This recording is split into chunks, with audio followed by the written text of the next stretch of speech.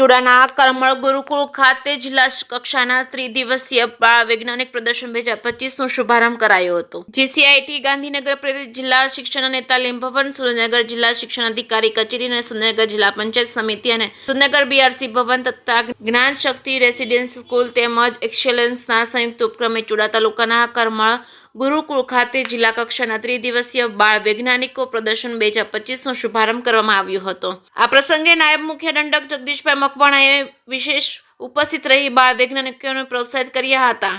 આ 53માં વિજ્ઞાન પ્રદર્શન માટે પ્લેટફોર્મ પૂરું પાડવા બદલ નાયબ મુખ્ય દંડક પરમ પૂજ્ય સદગુરુ શ્રીજી સ્વરૂપદાસજી સ્વામી સહિતના તમામ વંદનીય સંતોનો આભાર વ્યક્ત કર્યો હતો। તેમણે પ્રદર્શનમાં ભાગ લેનાર તમામ બાળ વૈજ્ઞાનિકો અને તેમની તૈયારી કરનાર શિક્ષક મિત્રોને હૃદયપૂર્વક અભિનંદન પાઠવ્યા હતા। પ્રદર્શન દરમિયાન તેમણે બાળ વૈજ્ઞાનિકોની કૃતિઓને રસપૂર્વક નિહાળી તેમના સંશોધન બદલ પ્રોત્સાહિત કર્યા હતા, શુભકામના પાઠવી હતી। આવનારા દિવસોમાં બાળકો વૈજ્ઞાનિક ક્ષેત્રે આગવું યોગદાન આપી દેશના વિકાસમાં ભાગીદાર બને। જે કે સિંહ સાથે મહેશ ઉતરિયા, સુરેન્દ્રનગર।